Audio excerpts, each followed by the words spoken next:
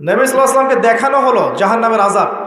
তিনি দেখলেন, পৃথিবীতে এসে বললেন মেরাজ শেষে যে আমি জাহান্নামকে দেখেছি, যেখানে উদ্ধত এবং অহংকারীরা আছে এবং সেখানকার বেশিরভাগ অধিবাসী হচ্ছে মহিলা, নারী। তার মানে শোনেন, এই হাদিসের ভুল ব্যাখ্যা বোঝেন না। এটা সমস্ত উম্মতদের জন্য নয়, এটা এই উম্মতের জন্য খাস। নবী সাল্লাল্লাহু আলাইহি ওয়াসাল্লামকে মেরাজের রাতে যে শাস্তিগুলো দেখানো হয়েছে, এগুলো এই উম্মতের জন্য বেশি খাস। এই উম্মতের মানুষ বেশি সুদ খাবে, বেশি জেনা পরকিয়া করবে, এতিমের মাল আত্মসাৎ হবে এই উম্মার মধ্যে বেশি। ভালো করে খেয়াল করেন, মানুষের দুইটা জীবন, এই যে ব্যক্তিগত জীবন আর পাবলিক লাইফ। পাবলিক লাইফ, আপনি আমি এখন পাবলিক লাইফে আছি, আমাদের প্রাইভেসি আছে, সব কিছু তো আপনি জানবেন না, আবার আপনার সব কিছু আমি জানবো না। একটা প্রাইভেট লাইফ, ব্যক্তিগত জীবনে আপনি খান, ঘুমান, আপনি স্ত্রীর সাথে থাকেন, ঘরের মধ্যে অনেক কিছুই করেন। এই মাইন্ড প্রোগ্রামিং করে ওরা আমাদেরকে এমন একটা মানসিকতা দিয়ে দিয়েছে যে আমরা এখন পাবলিক লাইফ আর প্রাইভেট লাইফের পার্থক্য বুঝতে পারছি না। মানুষের প্রাইভেট লাইফকে আমরা পাবলিক করে দিচ্ছি, ব্যক্তিগত জীবনে যা করছে সব ঢেলে মানুষকে জানাচ্ছে। ওরা কিন্তু জানতে আসছে না, আপনি জানিয়ে দিচ্ছেন ফেসবুকে। সমাজ একটা, গ্রাম একটা, কবরস্থান অনেক দূরে। মানুষ মারা গেলে তাকে দূরে কবর দিতে যেতে হয়, তাই না? আর ওই যুগে এমন ছিল, কবরস্থান ছিল মসজিদের পাশে। এখনো দেখবেন নববী, মসজিদ নববীর পিছনে আছে না বাকিউল গারকাত, সাহাবীদের কবর। কারণ ছিল, যখন মানুষ এটা অতিক্রম করবে প্রতিদিন নামাজ পড়তে যাওয়ার সময় 5 বার করে, তার মধ্যে পরকালের ফিকির হবে, কবরের কথা চিন্তা থাকবে, কান্না আসবে, দুনিয়ার জীবন এর তুচ্ছতা সম্পর্কে আমাদের ধারণা আসবে। একটা দাজ্জালীয় সভ্যতা যখন আসলো, এই সভ্যতা কবরস্থানকে আস্তে আস্তে দূরে সরিয়ে ফেল। এখন বছরে একটা দিনও আপনারা কবরস্থানে যান কিনা সন্দেহ আছে। তাই মৌতের কথা মানুষের স্মরণ হয় না। আর তারা চায় যে আমরা মৃত্যুকে ভুলে যাই, তারা চায় যে আমরা মৌতকে ভুলে যাই, দুনিয়ার ভোগ বিলাস নিয়ে ব্যস্ত থাকি। এতে করে ওদের উদ্দেশ্য সফল হবে এবং আমাদেরকে ডমিনেট করা ওদের জন্য সহজ হবে। এই যুগে যা যা হচ্ছে, এগুলো কোনোটাই এমনি এমনি হয়নি। প্রত্যেকটা ঘটনার পিছনে কোনো না কোনো বিষয় আছে। এটা বুঝতে হলে আপনার নূর লাগবে। আমি বারবার একটা কথা বলেছিলাম, নূর লাগবে। নবীজি বলেছেন সাল্লাল্লাহু আলাইহি ওয়াসাল্লাম, ফিতনাটা এত ভয়াবহ হবে, অন্ধকার রাতে কালো পাথরের উপর কালো পিঁপড়া নীরবে হেঁটে গেলে যেমন হয়, ফিতনার ব্যাপারটা তেমন হবে। এত ডিফিকাল্ট। এখন আপনার পিএইচডি করার প্রয়োজন নাই যে এই ফিতনা চিনতে হলে আপনার কি লাগবে। কি লাগবে বলেন? আলো, নূর। আলো থাকলে আপনি দেখতে পাচ্ছেন, এই তো। এই নূর ওই কলুষিত আত্মা অর্জন করতে পারবে না। দুনিয়া পূজারী আত্মা দুনিয়াতে এসে দুনিয়া নিয়ে ব্যস্ত হয়ে আছে, দুনিয়া পূজারী, দুনিয়ার টাকা পয়সা, ব্যাংক ব্যালেন্স, বাড়ি গাড়ি, ভোগবিলাস, জেনা, মদ, পর্নোগ্রাফি, সুদখোর, ঘুষখোর, দুর্নীতিবাজ, জুলুমবাজ, এদের হৃদয়ের মধ্যে ওই নূর কখনো আসবে না। হৃদয়ে যদি এগুলো থেকে পবিত্র হতে পারে, তবে নিয়ে এর মধ্যে নূর আসতে পারে।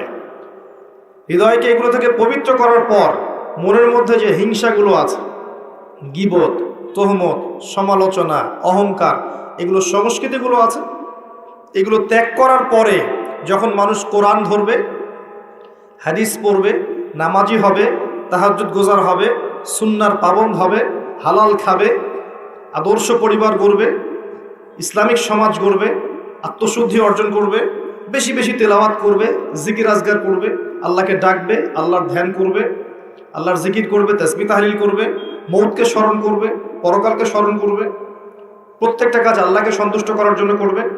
তখন দেখবেন এই কলবগুলোর মধ্যে কি আসবে? আল্লাহর নূর আসবে ইনশাআল্লাহ।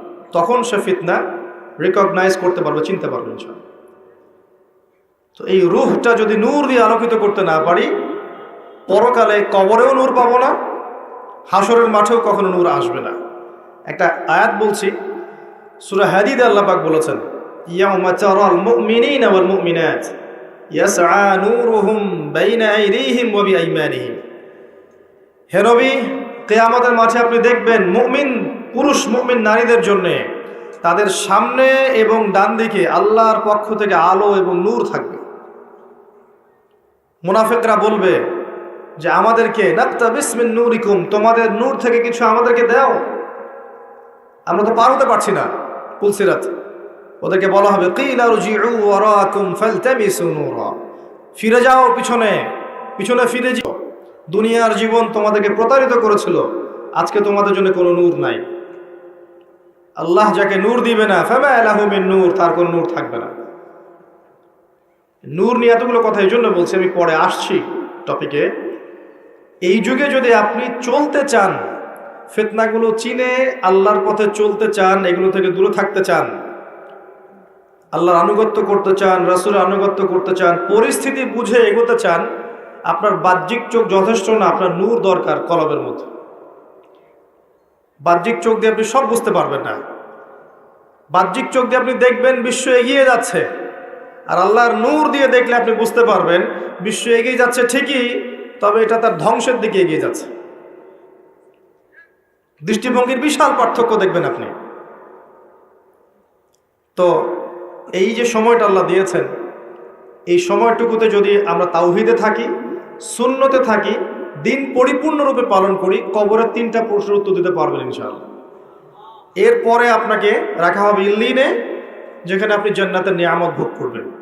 আল্লাহর পরে যারা শহীদ, তাদের ব্যাপারে এসেছে তোমরা আল্লাহর পথের শহীদদেরকে নিহত বলো না, মৃত বলো না। তাদেরকে আল্লাহর পক্ষ থেকে রিজিক প্রদান করা হয়।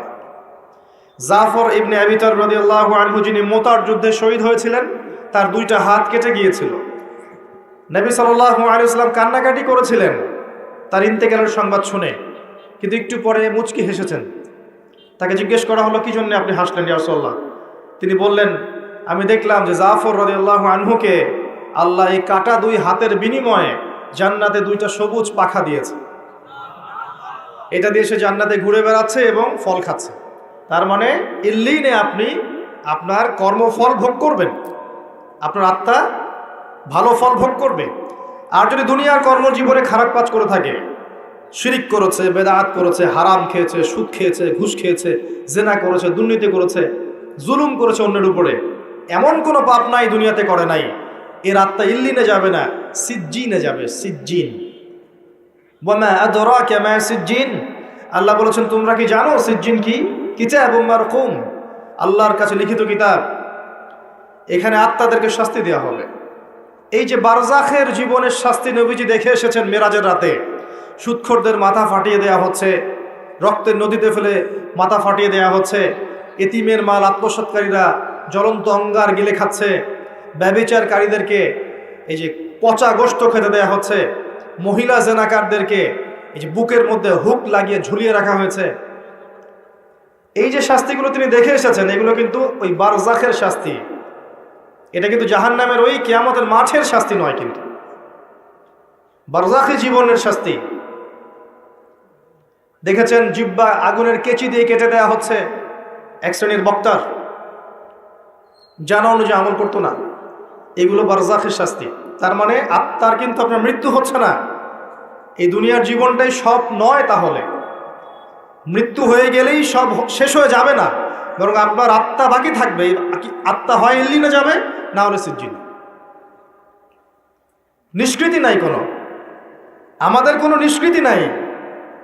আবু বকর সিদ্দিক রাদিয়াল্লাহু আনহু এই জন্য বলতেন, ইয়া লাইতানি লাউ কুনতু শাজারা, হায় আমার দুর্ভাগ্য যদি আমি এই গাছটা হয়ে যেতাম, যার কোনো হিসেব নিকেশ নাই। দুনিয়াতে এসেছি, কাজ করব, ভালো হলে ভালো, খারাপ হলে খারাপ, আত্মার নিষ্কৃতি নাই, ওকে ছেড়ে দেওয়া হবে না। এরপর কিয়ামতের মাঠে দেহটাকে আবার জীবিত করে আবার আত্মা দেয়া হবে। দিয়ে কয়টা প্রশ্ন ভাই? আরো 5টা। এই 5টাও শোনেন। 1 নাম্বার, তোমার সারাটা জীবন কোন কাজে ব্যয় করেছো? নাম্বার 1। নবীজি বলেছেন, এই 5টার উত্তর না দেয়া পর্যন্ত কোনো আদম সন্তান 1 স্টেপ সামনে যেতে পারবে না, 1 স্টেপ পিছনে আসতে পারবে না। স্টিল দাঁড়িয়ে থাকতে হবে, খালি পায়ে নগ্ন শরীরে, গায়ে কাপড় থাকবে না, খালি পা নগ্ন শরীর। রোদের উত্তাপ তো বুঝতে পারছেন, মানুষের ঘাম টাকনু, হাঁটু, বুক, গলা পর্যন্ত পৌঁছাবে। দাঁড়িয়ে আছে। 5টা প্রশ্ন, তোমার সারা জীবন কোন কাজে ব্যয় করেছো বলো, না হলে এক স্টেপ আগাতে পারবে না, বলো। 2 নম্বর প্রশ্ন, স্পেশালি তোমার যৌবন, যুবকদেরকে বলছে, স্পেশালি তোমার যৌবন কোন কাজে ব্যয় করেছো বলো, আগাতে দেওয়া হবে না। না হলে বার্ধক্যে অনেকেরই মৌতের ফিকির আসে, সারা জীবন সুদ খেয়ে শেষ বয়সে চিল্লা দিয়ে এসেছে, এমন লোক আছে। সারা জীবন ঘুষ খাইছে, দুর্নীতি করছে, মদ খাইছে, জেনা করছে, জুয়া খেলছে, শেষ বয়সে হজ করে আলহাজ হয়ে গেছে, এমন লোকের অভাব নাই। যৌবনকাল ভাইটাল টাইম, এই সময়টাতে সবাই হেদায়েতের পথে চলতে চায় না।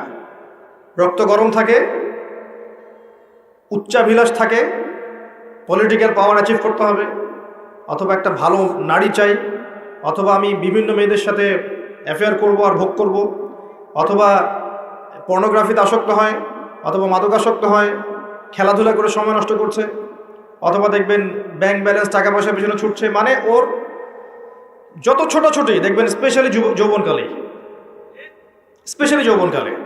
এবং এই যৌবন শুধু আপনার না, যুবতীদেরও, বোথ অফ দেম, উভয়ই জানে না জীবনের উদ্দেশ্য কি। অন দ্য আদার হ্যান্ড মেয়েকে দেখবেন সারাদিন মেকআপ, পার্লার, এই ফ্যাশন, ওই ফ্যাশন, এই ড্রেস, ওই ড্রেস, টিকটক, ফেসবুক, ইউটিউবিং, এগুলোতে ব্যস্ত আছে।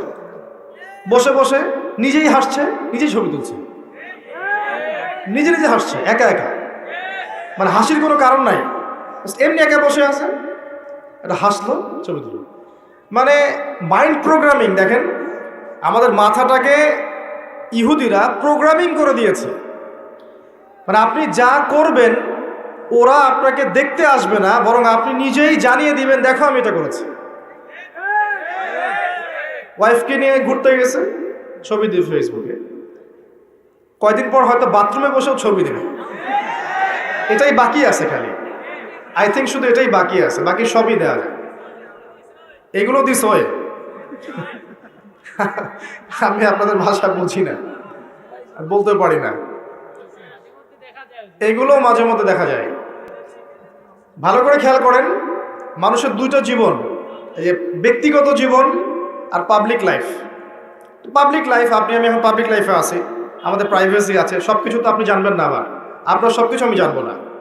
একটা প্রাইভেট লাইফ, ব্যক্তিগত জীবনে আপনি খান, ঘুমান, আপনি স্ত্রীর সাথে থাকেন, ঘরের মধ্যে অনেক কিছুই করেন।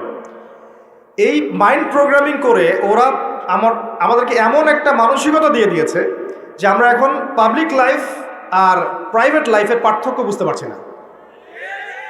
মানুষের প্রাইভেট লাইফকে আমরা পাবলিক করে দিচ্ছি, ব্যক্তিগত জীবনে যা করছে সব ঢেলে মানুষকে জানাচ্ছে। ওরা কিন্তু জানতে আসছে না, আপনিই জানিয়ে দিচ্ছেন ফেসবুকে। এটা প্রোগ্রামিং, একটা মাইন্ড প্রোগ্রামিং। তো ওদের ওই যুব সমাজও যেমন, যুবতী সমাজও তেমন। দেখবেন এরাও ফ্যাশন, ওই পার্লার, এই গেট আপ, জিন্স, গেঞ্জি, রাস্তায় ঘোরা। তারপরে যদি বুঝায় দেওয়া যায় যে তুমি তো সম অধিকার পাওয়ার যোগ্য, নারী পুরুষের সাথে কোনো পার্থক্য নাই, তুমি বাসায় বসে থাকবে কেন? তুমি বেগম রোকেয়ার উত্তরসূরি না? বাসা থেকে বের হও, ঘর থেকে বের হও, মৌলবাদী পর্দার দর্শন বাদ দাও, পুরুষের কাঁধে কাঁধ মিলিয়ে মাঠে নামো, জাতিকে এগিয়ে নাও। তাহলে তো আর কথাই নাই, ওকে আর ওরা হাতি দিতে পারবে না, ও তখন আকাশে উড়বে, মাটিতে হাঁটবে না, আকাশে হাঁটবে। দাজ্জাল, আমি বলেছি দাজ্জাল, ফেমিনিস্ট রেভলিউশন। এই যে feminist revolution is created by মাসিহুদ দাজ্জাল। দাজ্জালের যারা ফলোয়ার্স আছে এরা এই ফেমিনিস্ট রেভলিউশন ক্রিয়েট করেছে। নবী সাল্লাল্লাহু আলাইহি ওয়াসাল্লাম মেরাজের রাতে যখন গিয়েছেন, একজন ফেরেশতা তাকে দেখে হাসেনি, তার নাম মালিক। সূরা যুখরুফের মধ্যে তার কথা আছে। তিনি জিবরাইলকে জিজ্ঞাসা করেছিলেন আলাইহিস সালাম, ও হাসছে না কেন? জিবরিল আমিন বলেছেন, তাকে আল্লাহ পাক জাহান্নামের প্রহরী হিসেবে সৃষ্টি করেছেন। যেদিন থেকে আল্লাহ তাকে এই দায়িত্ব দিয়েছেন ওই দিন থেকে মুখের হাসি উড়ে গেছে। আর জাহান্নামে তিনি ছাড়াও আরো 19 জন বড় বড় ফেরেশতা থাকবেন, আলাইহা তিসআতা আশার, কোরআনে আছে। আরো অগণিত ফেরেশতা থাকবেন যারা দায়িত্ব পালন করবেন। নবী সাল্লাল্লাহু আলাইহি ওয়াসাল্লামকে দেখানো হলো জাহান্নামের আযাব, তিনি দেখলেন, পৃথিবীতে এসে বললেন মেরাজ শেষে যে আমি জাহান্নামকে দেখেছি যেখানে উদ্ধত এবং অহংকারীরা আছে এবং সেখানকার বেশিরভাগ অধিবাসী হচ্ছে মহিলা, নারী। তার মানে শোনেন, এই হাদিসের ভুল ব্যাখ্যা বোঝেন না, এটা সমস্ত উম্মতদের জন্য নয়, এটা এই উম্মতের জন্য খাস। নবী সাল্লাল্লাহু আলাইহি ওয়াসাল্লামকে মেরাজের রাতে যে শাস্তিগুলো দেখানো হয়েছে এগুলো এই উম্মতের জন্য বেশি খাস। এই উম্মতের মানুষ বেশি সুদ খাবে, বেশি জেনা পরকিয়া করবে, এতিমের মাল আত্মসাৎ হবে এই উম্মার মধ্যে বেশি। এই উম্মতের বক্তারা জানুন যে আমল করবেন অনেকেই। এই উম্মতের নারীরা বেশিরভাগ জাহান্নামে যাবে। শেষ 100 বছরের দিকে তাকান, বেশিরভাগ অনুসারী যদি জাহান্নামে যায় মহিলা এই উম্মতের, তার মানে এই উম্মতের মহিলাদের সাথে শেষ জামানায় এমন কিছু হবে যার ফলে তারা আর দিনের পথে থাকতে পারবে না। শেষ জামানায় এমন কিছু ওদের সাথে হবে যার ফলে ওরা তাওহীদ, দ্বীনের জ্ঞান অর্জন, সুন্নত, পর্দা, হালাল এই বিষয়গুলো মেনে চলতে পারবে না, প্রতিবন্ধকতার শিকার হবে। আর সেই বিষয়টাই বলেছে আমি আমার ব্যাখ্যায়, এটা হচ্ছে ফ্যামিনিস্ট রেভলিউশন, নারীদের এই অবাধে বেলাল্লাপনা।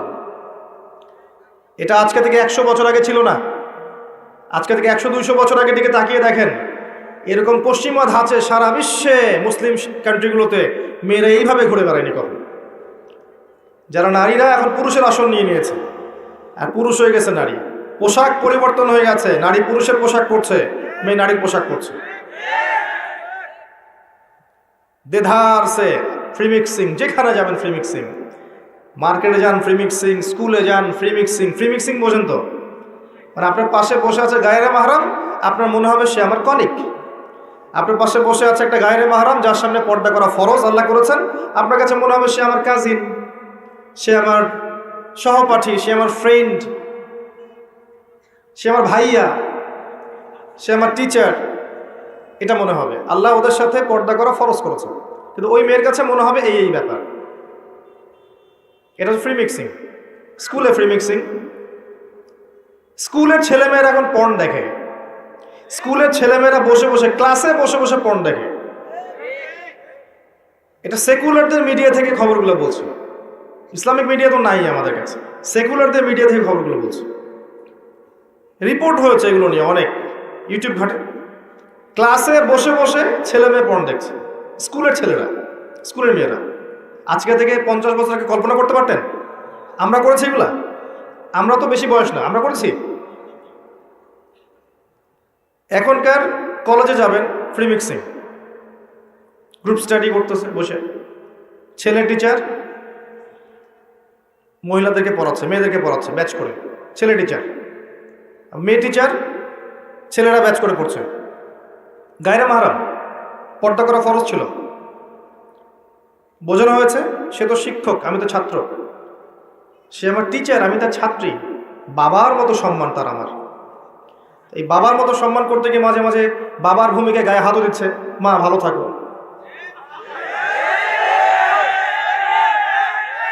আমি যা বলছি 100% হক কথা বলছি। ইউনিভার্সিটিগুলোর মধ্যে এগুলো হচ্ছে, এবং আমরা ইউনিভার্সিটির সিঁড়ি পেরিয়ে এই চেয়ারে বসেছি, এমনি এমনি বসিনি। এগুলো হচ্ছে। প্রচুর মেয়ে ইজ্জত হারাচ্ছে, প্রচুর মেয়ে। এবং কোনো কোনো ক্ষেত্রে দেখা যায় মহিলা টিচারের সাথে ছেলেদেরও সম্পর্ক হয়ে গেছে, এমন হয়েছে। তাহলে এটা নিশ্চয়ই শিক্ষা ব্যবস্থার উন্নতি, অগ্রগতি, প্রগতি বলতে পারি না আমরা। তাহলে কি শিখালাম আমরা জাতিকে? আমরা আসলে কি শিখছি আর কি শিখাচ্ছি?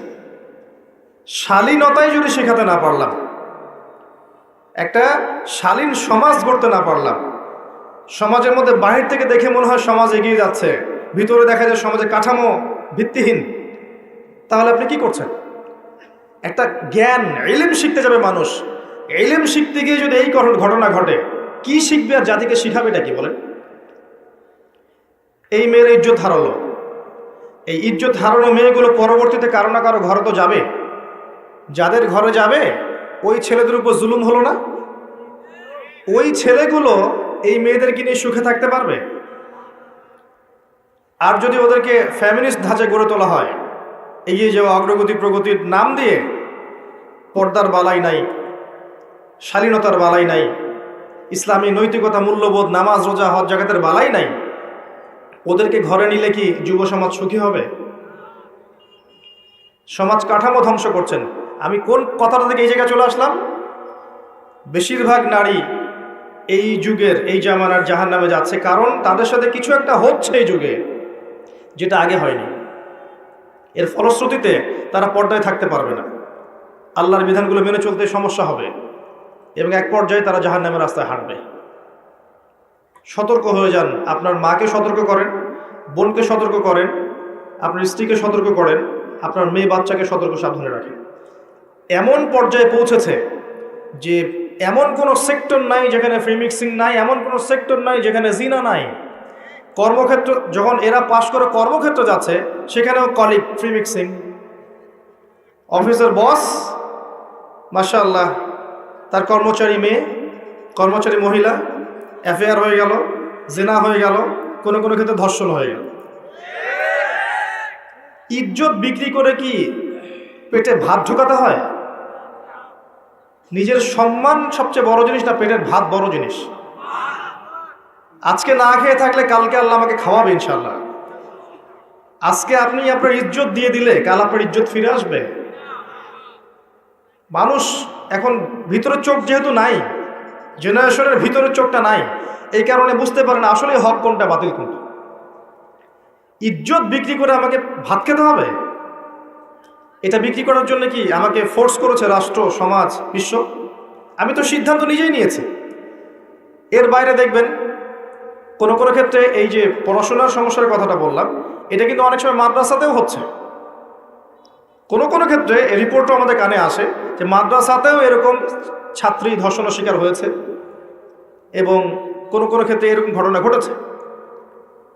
এবং যখন যদিও ঘটনাগুলো কম, ওদের তুলনায় ঘটনা নিতান্তই কম, তারপরে মিডিয়া যখন হাইলাইট করবে তখন এটাকে বেশি হাইলাইট করবে।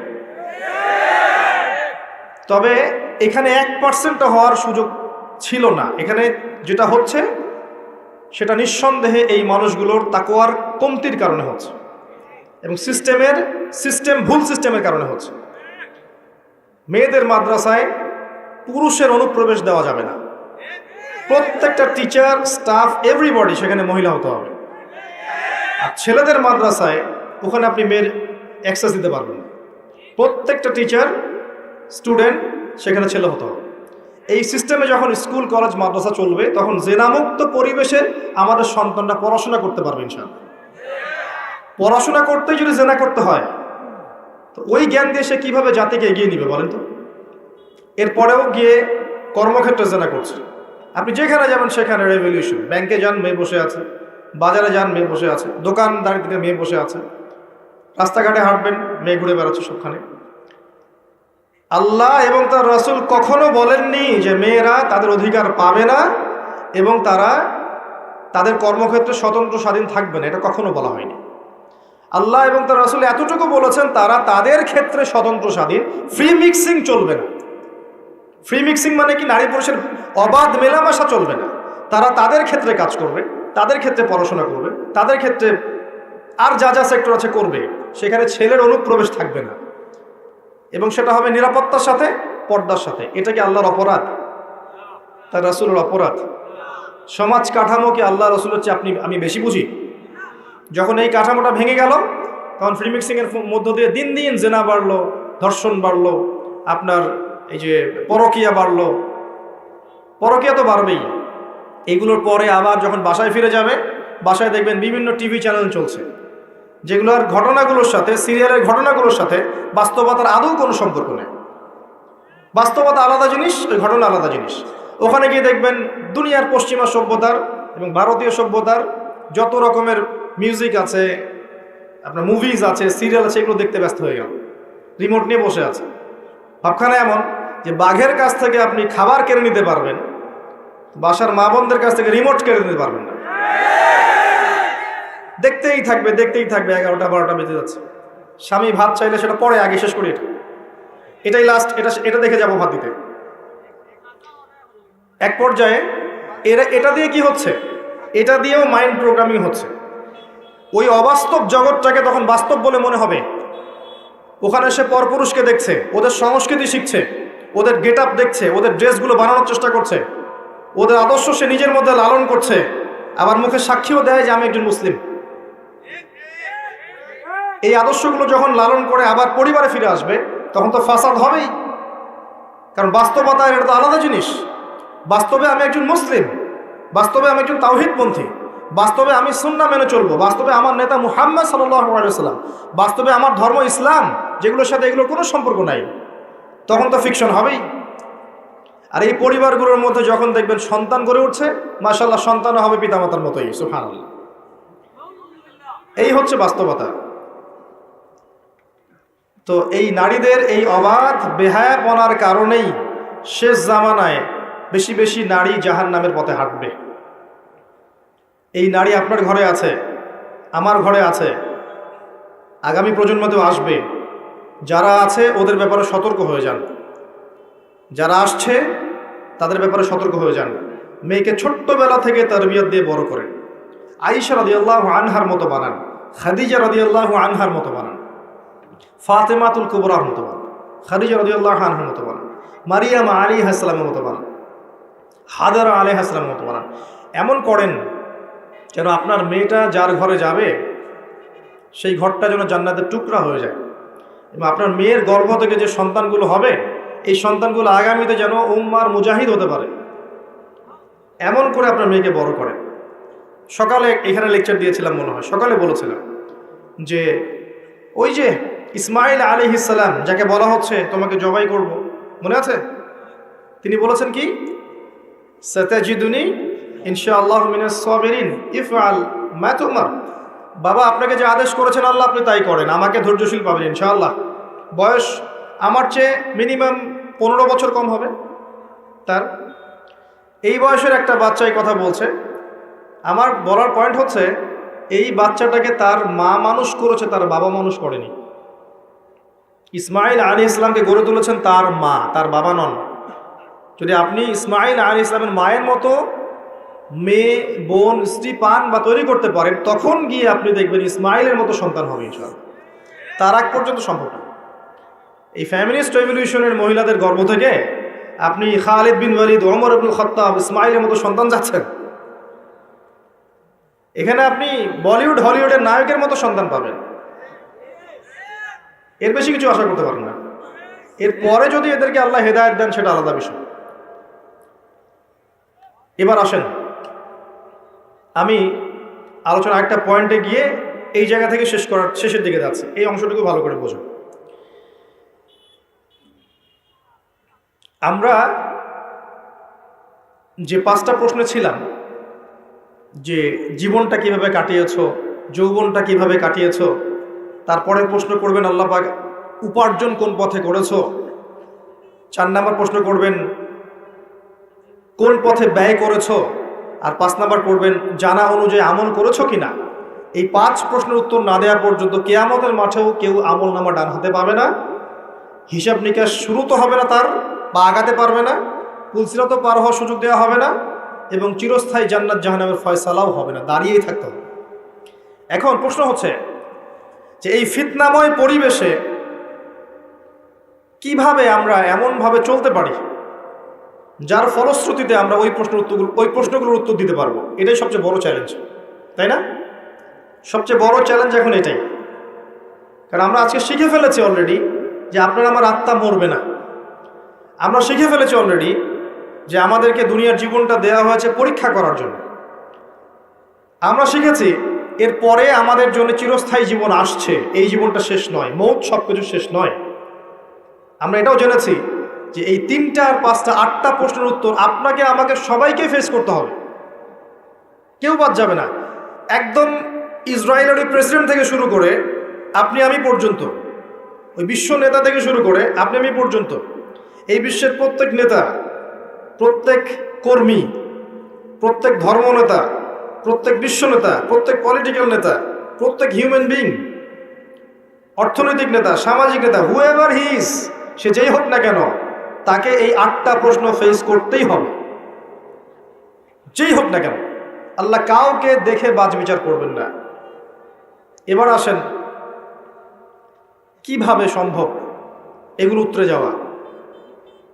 1 নম্বরে আসি, যদি আপনি আমি শিরিক না করি, শোনেন আমার কথা, আপনি আমি যদি শিরিক না করি, তাহলে মান রব্বক উত্তর দিতে পারবেন ইনশাআল্লাহ।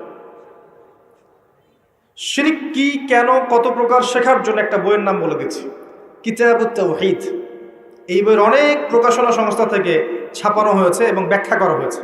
কিতাবুত তাওহীদ অনলাইনে খুঁজবেন, অফলাইনে কিনবেন। আমি রিকোয়েস্ট করব সবার বাসায় একটা করে লাইব্রেরি করবেন, পারবেন না? প্রত্যেকের বাসায় একটা করে লাইব্রেরি করবেন, পার্সোনাল লাইব্রেরি। সেখানে কোরআনের তাফসীর কিনবেন, হাদিসের বইগুলো কিনবেন, ইতিহাসের বইগুলো কিনবেন, ফিকহের বই কিনবেন, রাসূলের সিরাতগুলো কিনবেন, সাম্প্রতিক বিশ্বের বইগুলো কিনবেন। একটা পার্সোনাল লাইব্রেরি আপনার থাকবে, যেখানে আপনি প্রতিদিন 1 ঘন্টা 2 ঘন্টা সময় ব্যয় করবেন। এই ফোনটা বন্ধ করে রেখে দিন। ওইখানে যখন বসবেন ফোন অন করবেন না, ফোন অন করবেন না, ফোন বন্ধ থাকবে। আপনি 2 ঘন্টা পড়াশোনা করবেন, তারপরে বেরোবেন। পারবেন না? মাসে 5,000 টাকার বই কিনবেন, পারবেন? 5,000 টাকা আপনার গার্লফ্রেন্ডের পিছনে যায় মাসে, পারবেন না বই কিনতে? ফোনের পিছনে যায়, মেগাবাইট কিনতেও দেখবেন হাজার হাজার টাকা যায়। আসেন, তাওহীদে থাকতে হবে। শোনেন, যে আদর্শ লালন করে শাহজালাল রাহিমাহুল্লাহ এই অঞ্চলে জালেম শাসক এই গৌর গোবিন্দর বিরুদ্ধে যুদ্ধ করেছেন, তরবার হাতে নিয়েছেন, মাজলুমের অধিকার ফিরিয়ে দিয়েছেন। আপনাদের এই জায়গাটা বরকতময় হয়ে গেছে মাশাআল্লাহ। গ্যাসের পরে আসে তেল, এরপর আসবে তেল, তেলের আগে গ্যাস আসে। আপনাদের চা বাগান, আপনাদের এখানে বৃষ্টি, আবহাওয়া, পরিবেশ, মানুষের মধ্যে একটা রুহানি ভাব, বেশি বেশি নামাজি, আতর আগর, কত নিয়ামত দিয়ে আপনাদেরকে ভরে রেখেছেন আল্লাহ পাক। চিন্তা করেছেন? ওই যে মানুষগুলো এখানে আধ্যাত্মিকতা নিয়ে এসেছিলেন, তাদের এই রুহানি প্রভাব এখনো আছে এখানে। একই ফ্লেভার আপনি পাবেন, মদিনায় যান সেখানে ফ্লেভার পাবেন, ওখানে আধ্যাত্মিক পরিবেশ পাবেন। আমি বাগেরহাটে গিয়েছিলাম খান জাহান আলী রাহিমাহুল্লাহ ওনাদের ওখানে প্রোগ্রাম করতে, ওখানেও দেখবেন একটা রুহানি একটা ফ্লেভার আছে। আগেকার যে মানুষগুলো ছিলেন আল্লাহওয়ালা, মুজাহিদ, মুজাদ্দিদ, আলেম, ফুকাহায়ে কেরাম, ওলামায়ে কেরাম, নূরওয়ালা মানুষ, বসিরাওয়ালা মানুষ, তাসকিয়াওয়ালা মানুষ, তাদের একটা রুহানি পরিবেশ থাকে, একটা প্রভাব থাকে, রূহ থাকে। আপনাদের অঞ্চলে নিঃসন্দেহে আছে, কোনো সন্দেহ নাই। আপনাদের অঞ্চলে মানুষ অন্য অনেক অঞ্চলের মানুষ হচ্ছে বেশি নামাজি, বেশি আল্লাহকে ভয় করে, বেশি জাকাত দেয়, বেশি তাকওয়া আছে, দিনকে ভালোবাসে অন্য অঞ্চলের চাইতে। আমি দেখেছি, আমি প্রমাণ করেছি। কারণ আছে এই প্রভাব। ওই মানুষরা যে প্রভাবে এখানে এসেছেন, যে মজলুমদের সহযোগিতা করতে, জালেমের শিকড় উপড়ে ফেলতে, সেই মানুষের কবরকে কেন্দ্র করে আজকে মানুষ কি না করছে। অথচ সেই মানুষ যে আদর্শ নিয়ে এসেছিলেন, সেই আদর্শের যাররা পরিমাণ বালাই নাই। একটা হক কথা অন্যায়ের বিরুদ্ধে বলতে পারছে না, তার কবরকে এভাবে মুছে নিয়ে বরকত নিলে বরকত আসবে? তাওহীদে না থাকতে পারলে উনি আপনাকে পরকালে পার করে দিবেন? উনাকে সেজদা করলে আল্লাহ তাওহীদে সেজদা করা হবে? পরকালে আমি যদি ভালো আমল না করি, দুনিয়া থেকে ঈমান আমল নিয়ে যেতে না পারি, পরকালে তার ক্ষমতা আছে আমাকে পুলসিরাত পার করিয়ে দিবে? নবী সাল্লাল্লাহু আলাইহি ওয়াসাল্লাম তার মেয়েকে বলছেন, ইয়া ফাতিমা, দুনিয়াতে যা চাওয়ার আমার কাছে চেয়ে নাও, পরকালে আমি তোমার কোনো উপকার করতে পারবো না। আয়েশা রাদিয়াল্লাহু আনহা একদিন কাঁদছেন অঝর নয়নে। আয়েশা, তুমি কাঁদছো কেন? ইয়া রাসূলুল্লাহ, আপনি একটা হাদিসে বলেছেন যে কিয়ামতের মাঠে কেউ কাউকে চিনবে না, আমাকে বলেছেন, এটা মনে করে আমার কান্না আসছে। আসলে কি কেউ কাউকে চিনবে না? নবীজি বললেন, কয়েকটা জায়গা আছে আয়েশা, যখন আমি তোমার কথা মনে রাখতে পারবো না, আমি তোমার স্বামী তোমার কথা মনে রাখতে পারবো না। যখন আমল নামা ছুড়ে দেওয়া হবে, মানুষ খালি ইয়া নাফসি বলবে যে আমল নামা কোন দিক দিয়ে আসে। যখন পুলসিরাত মানুষ পার হবে, সবাই ইয়া নাফসি বলে, আমার কি হবে, আমার কি হবে, কেউ কারো কথা মনে রাখবে না। সত্যিকার অর্থে যদি আমরা আমাদের ওলামায়ে কেরাম, আউলিয়া, তাদের যদি সম্মান করতে, যে তাদের আদর্শ ছিল তাওহীদ, সুন্নত, অন্যায়ের প্রতিবাদ করা, মজলুমের সাহায্য করা, আধ্যাত্মিকত্ব অর্জন করা, তাজকিয়া অর্জন করা, সমাজ সংস্কার করা, এগুলো তাদের আদর্শ। ওই আদর্শগুলো লালন না করে শুধু তাদের কবরে এভাবে মুছে গালে মাখলেই বরকত পাওয়া যাবে? আমরা আশা করব যদি কেউ এগুলোর সাথে সম্পৃক্ত থেকে থাকেন, ছেড়ে দেন, তাদের আদর্শ লালন করেন, তাওহীদ শেখেন। আল্লাহই সব, আল্লাহই খাওয়ান, আল্লাহই পরান, আল্লাহই বাঁচান, আল্লাহই মারেন। আল্লাহ ইবাদত পাওয়ার যোগ্য, তিনি সেজদা পাওয়ার যোগ্য, তিনিই দোয়া পাওয়ার যোগ্য, তার জন্যই কুরবানি, তার জন্যই নজর মানো, তার জন্য সবকিছু। মধ্যস্থতা করতে গেলে শিরক হয়ে যাবে। শিরক হয়ে গেলেই মান রব্বকে উত্তর দিতে পারবেন না। মাদিনুকায় আসেন, ইসলামকে পরিপূর্ণরূপে গ্রহণ করতে হবে। কিছু অংশ মানি, কিছু অংশ মানি না, এমন গ্রহণ করলে ইসলাম টিকবে না। নামাজি, ব্যক্তিগত জীবনে পাক্কা নামাজি, মাশাআল্লাহ। অর্থনৈতিক জীবনে পাক্কা সুদখোর, চলবে না। ইসলামকে পরিপূর্ণরূপে মানতে হবে। ব্যক্তিগত জীবনে পাক্কা নামাজি, কপালে সেজদার দাগ আছে, অর্থনৈতিক জীবনে গিয়ে দেখবেন পাক্কা সুদখোর, চলবে না। ব্যক্তিগত জীবনে দান সদকা করছে মাশাআল্লাহ বেশি বেশি, দেখবেন ফরজ যাকাতই দিচ্ছে না। মাশাআল্লাহ তাহাজ্জুদ পড়ছে, মেয়ে বেপর্দায় রাস্তায় ঘুরছে। দেখবেন তাসবিহ তাহলিল করছে, চিল্লা দিয়ে বেড়াচ্ছে, বা আর অন্য কাজ করছে দিনের, পরিবারের কাঠামো ইসলাম নাই। দেখবেন এগুলো হচ্ছে। বেশি বেশি তেলাওয়াত করছে মাশাআল্লাহ, এদিকে দেখবেন গীবত, তহমত, অহংকার, হিংসা দিয়ে ভর্তি মন। ইসলাম আংশিকতার নাম নয়, পরিপূর্ণ একটা জীবন ব্যবস্থার নাম। আমরা ইবাদত করব, সেখানেও মুসলিম। সামাজিক জীব যখন, সেখানেও তো আমরা মুসলিম, সেখানে সামাজিকতাও নবীর সুন্নাহ মতো চলতে হবে। অর্থনীতি চালাবো, সেখানেও মুসলিম, সেখানেও অর্থনীতির ক্ষেত্রে আল্লাহর দেওয়া অর্থনীতি গ্রহণ করতে হবে। আপনি সমাজ চালাবেন, সেখানেও সামাজিক রীতিনীতির ক্ষেত্রেও ইসলামিক আদর্শ গ্রহণ করতে হবে। পরিবার চালাবো, সেখানেও থাকতে হবে। যদি আল্লাহ পাক আপনাকে বিশ্বের নেতৃত্ব দেন, সারা বিশ্বে ইসলামিক লস ইমপ্লিমেন্ট করার দায়িত্ব তখন আপনার উপর বর্তাবে।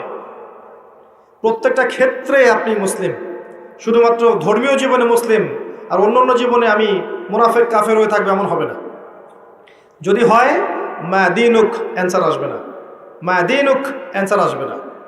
পরিপূর্ণ জীবন ইসলাম ফলো করতে পারলে উত্তর আসবে ইনশাল্লাহ। আরেকটা কি ছিল? মান হাযা রাজুলু বুইসা ফীকুম, এই ব্যক্তিকে যাকে পাঠানো হয়েছিল। বিশ্বাস করেন, এই পৃথিবীতে কেউ যদি আল্লাহর রাসূল সাল্লাল্লাহু আলাইহি ওয়াসাল্লামকে বাদ দিয়ে, তার সুন্নতকে বাদ দিয়ে অন্যর আদর্শ ফলো করা শুরু করে, সে উত্তর দিতে পারবে না। করণীয় কি? খুব সহজ, খুব সহজ। ইস্তেগফার করেন, আস্তাগফিরুল্লাহাল্লাযী লা ইলাহা ইল্লা হুয়াল হাইয়ুল কাইয়ুম ওয়া আতুবু ইলাইহি, তওবা করে ফিরে আসেন। আগামীকাল